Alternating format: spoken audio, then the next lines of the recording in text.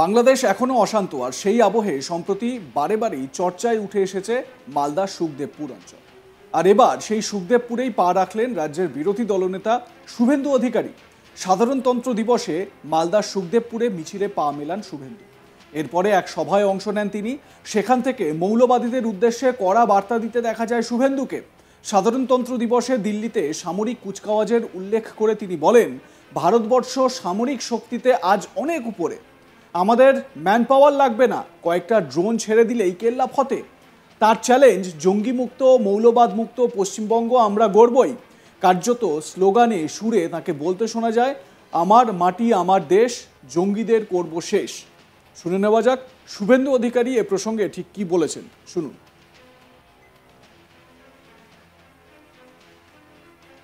ভারতবর্ষ সামরিক শক্তিতে আজ অনেক উপরে, আমাদের ম্যান পাওয়ার লাগবে না, কয়েকটা ড্রোন ছেড়ে দিলে কেল্লা ফতে। কয়েকটা ড্রোন ছেড়ে দিলে কেল্লা ফতে। আপনাদের আমরা হুঁশিয়ার করে দিয়ে যেতে চাই, জঙ্গি মুক্ত মৌলবাদী মুক্ত পশ্চিমবঙ্গ আমরা গড়বই গড়বই। দ্বিজাতি তত্ত্বের ভিত্তিতে দেশ ভাগ হয়েছিল। মোহাম্মদ আলী জিন্না, মুসলমানদের জন্য পাকিস্তান, আর আমাদের দেশ ভারতবর্ষ রয়ে গেছে হিন্দুদের জন্য। 1947-এর 20 জুন পশ্চিমবঙ্গ বিধানসভায় ডক্টর শ্যামাপ্রসাদ মুখার্জির নেতৃত্বে 58 জন হিন্দু আইনসভার সদস্য পশ্চিমবঙ্গকে ভারতে রেখে দিয়ে গেছেন। এই পশ্চিমবঙ্গকে এই রাজ্যের মুখ্যমন্ত্রী তার শাসক দলের সাহায্যে আমরা আনসারুল বাংলার হাতে, শিবির হাতে, পিএফআইর হাতে, জামাতের হাতে তুলে দেব না। আমার মাটি আমার দেশ, জঙ্গিদের করব শেষ। এদিন শুভেন্দু অধিকারীর নেতৃত্বে সীমান্ত দিয়ে যে মিছিল হয়েছে, সেখানে 1.5 কিলোমিটার সীমান্তে কোনো কাঁটাতার নেই। আর সেই কাঁটাতার বসাতে যেতেই বিএসএফকে বাধা দিয়েছিল বিজিবি। আবার বাংলাদেশিরা ভারতে ঢুকে ফসল কাটার চেষ্টা করলে সীমান্তের বাসিন্দারা বাধা দিয়েছিল। বিএসএফ ও স্থানীয় বাসিন্দাদের তাড়া খেয়ে পালিয়েছিল বাংলাদেশিরা। সেই কথাও এদিন উল্লেখ করতে দেখা যায় শুভেন্দুকে। তিনি বলেন, আপনারা মৌলবাদের বিরুদ্ধে একজোট হয়েছেন, লড়াই করছেন, তার জন্য আপনাদের স্যালিউট জানাই। রাষ্ট্রবাদের পক্ষে যুবকদের মধ্যে বিপুল উৎসাহ, প্রবীণরাও এসেছেন। সুখদেবপুরের মানুষ দেশের সৈনিক হিসেবে লড়াই করেছেন।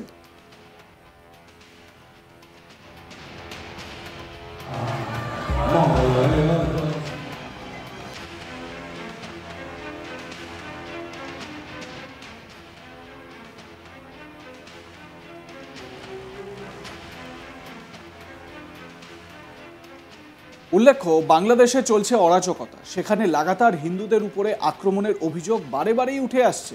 আর সেই সমস্ত ঘটনার আঁচ পশ্চিমবঙ্গেও এসে পড়েছে। বাংলাদেশের ঘটনাবলীকে ঘিরে এ রাজ্যের রাজনীতিতেও শুরু হয়েছে চর্চা, এবং সেই চর্চা আরও উত্তপ্ত হচ্ছে। বাংলাদেশে হিন্দুদের উপরে আক্রমণের ঘটনাকে কেন্দ্র করে পশ্চিমবঙ্গের প্রসঙ্গ উত্থাপন করে রাজ্যের প্রধান বিরোধী দল বিজেপি, শাসক দল তৃণমূল কংগ্রেসের বিরুদ্ধে বিভিন্ন সময় তোপও দেখেছে। আর এবার তৃণমূল সুপ্রিমো তথা রাজ্যের মুখ্যমন্ত্রী মমতা বন্দ্যোপাধ্যায়কে এক হাত নিলেন বিরোধী দলনেতা শুভেন্দু অধিকারী। মমতাকে নিশানা করে শুভেন্দু বলেন, ও জনগণকে বলছে আপনারা বিএসএফ এর সঙ্গে যাবেন না, তাহলে কার সঙ্গে যাবেন? বিজেপির সঙ্গে যাবে? ভারতবর্ষ একটা উদার দেশ, হিন্দুরা শান্ত প্রকৃতির, আমাদের ধর্ম সেভাবে তৈরি করে, সেই কারণে আমাদের নির্বাচিত মুখ্যমন্ত্রী এই ভাষা এখানে বলতে পারছেন। শুনে নেওয়া যাক এ প্রসঙ্গে, মানে মুখ্যমন্ত্রীকে আক্রমণ করতে গিয়ে শুভেন্দু অধিকারী কি বলেছেন, শুনুন। আমাদের দেশে বিএসএফ, আর্মি এরা এত দুর্বল। দেশের মাটির ভিতরে যা প্রজাতন্ত্র দিবস পালন হবে, তার জন্য নিরাপত্তার জন্য সরাতে হবে। এই ধরনের কথা আপনি ভারতীয় হিসেবে বলেন কি করে? না না, উনি তো বলেছেন বিএসএফ এর বিরোধিতা করো। এটা মুখ্যমন্ত্রী নয়, রাষ্ট্রবিরোধী মুখ্যমন্ত্রী, রাষ্ট্রবিরোধী মুখ্যমন্ত্রী। উনি জনগণকে বলছেন আপনারা বিএসএফ এর সঙ্গে যাবেন না। তার মানে কার সঙ্গে যাবে? বিজেপির সঙ্গে যাবে। বিজেপির সঙ্গে যাবে। দেশের মাটিতে ভারতবর্ষ একটা উদার দেশ, হিন্দুরা অত্যন্ত শান্ত প্রকৃতির আমাদের ধর্ম সেইভাবে তৈরি করে। সেই কারণে আমাদের নির্বাচিত মুখ্যমন্ত্রী এই ভাষা এখানে বলতে পারছে। পাশাপাশি নদিয়ায় যে বাংকারগুলির সন্ধান পাওয়া গিয়েছে সেই বিষয়ে মুখ খোলেন বিরোধী দলনেতা। তিনি বলেন, সব বাংকার উপড়ে ফেলবো, বিএসএফ যথেষ্ট, বিএসএফ সক্রিয় হয়েছে, এদের 12টা বাজিয়ে 13টা হবে। আর এহেন মন্তব্য যে বিজেপি নেতা করলেন তিনি আর কেউ নন, রাজ্যের বিরোধী দলনেতা শুভেন্দু অধিকারী। শুনে নেওয়া যাক এই বাংকার উপড়ে ফেলা প্রসঙ্গে শুভেন্দু অধিকারীর বক্তব্য। শুনুন। সব বাংকার উপড়ে ফেলবে, বিএসএফ যথেষ্ট, সব উপড়ে ফেলবে, বিএসএফ সক্রিয় হয়েছে, এদের 12টা বাজিয়ে 13টা হবে। সব বাংকার উপড়ে ফেলবে, বিএসএফ যথেষ্ট, সব উপড়ে ফেলবে, বিএসএফ সক্রিয় হয়েছে, এদের 12টা বাজিয়ে 13টা হবে। সব বাংকার উপড়ে ফেলবে, বিএসএফ যথেষ্ট, সব উপড়ে ফেলবে, বিএসএফ সক্রিয় হয়েছে, বিএসএফ সক্রিয় হয়েছে, সব বাংকার উপড়ে ফেলবে। একই সঙ্গে এদিন শুভেন্দু অধিকারী পতাকা হাতে, জাতীয় পতাকা হাতে মিছিলে হাঁটেন সীমান্ত এলাকায়, মালদার সুখদেবপুর সীমান্ত এলাকা। এই সুখদেবপুর সীমান্ত এলাকা কয়েকদিন আগেই উত্তেজনা ছড়ায়, আপনারা জানেন।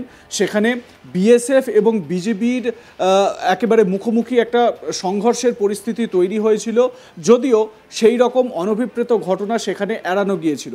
কিন্তু ওপারে বিজেপির তরফ থেকে বারবার উস্কানি দেওয়া হচ্ছে এবং বিজেপির তরফ থেকে বারবার যে অনুপ্রবেশের একটা ছক কোথাও না কোথাও লক্ষ্য করা যাচ্ছে। বাংলাদেশিরা, ওপারের বাংলাদেশিরা তারা ভারতে ঢোকার চেষ্টা করছে এবং উত্তেজনা ছড়ানোর চেষ্টা করছে। খুব স্বাভাবিকভাবেই সুখদেবপুরে, সেখানে আপনাদের স্মরণে থাকবে, এলাকাবাসী, গ্রামের মানুষ, বিশেষত তরুণ যুবক যুবতীরা, তারা, বিশেষত যুবকরা, তারা এগিয়ে এসেছিলেন এবং তারা বিএসএফের পাশে দাঁড়িয়ে ভারত মাতা কি জয়, বন্দে মাতারাম, জয় শ্রীরাম, এই ধরনের স্লোগান তারা দিচ্ছিলেন বাংলাদেশিদের লক্ষ্য করে। এবং সেই সময় বিজেপি বাধ্য হয় বাংলাদেশি যারা অনুপ্রবেশ করার চেষ্টা করছিল তাদেরকে ওপারে নিয়ে যেতে। খুব স্বাভাবিকভাবে এই এলাকায়, এই সুখদেবপুর এলাকায় শুভেন্দু অধিকারী যান এবং গিয়ে সেখানে এলাকার মানুষের মনোবল বাড়ানোর চেষ্টা করেন। এবং শুভেন্দু অধিকারীর বক্তব্যে বারবারই আপনারা দেখবেন যে রাষ্ট্রবাদের কথা তিনি বলেন এবং একই সঙ্গে রাজ্যের মুখ্যমন্ত্রী মমতা বন্দ্যোপাধ্যায়কে রাষ্ট্রবিরোধী বলেও উল্লেখ করেন শুভেন্দু অধিকারী। কারণ মমতা বন্দ্যোপাধ্যায় তার দলের এবং তার বিভিন্ন অবস্থান থেকে বিভিন্ন সময় বিএসএফকে দায়ী করেছেন বিভিন্ন বিষয়ে। রাজ্যে যে অনুপ্রবেশ ঘটছে সেই অনুপ্রবেশের জন্য বিএসএফকে সরাসরি দায়ী করেছেন মুখ্যমন্ত্রী মমতা বন্দ্যোপাধ্যায়, একই সঙ্গে অভিষেক বন্দ্যোপাধ্যায়ও। সেই জায়গা থেকে শুভেন্দু অধিকারী মমতাকে রাষ্ট্রবিরোধী বলে আখ্যা দিয়েছেন। এ বিষয়ে আপনাদের মতামত কি জানাতে ভুলবেন না। দেখতে থাকুন আজ তাক বাংলা। লাইক, কমেন্ট, শেয়ার করুন, সাবস্ক্রাইব করুন ইউটিউব চ্যানেলটি।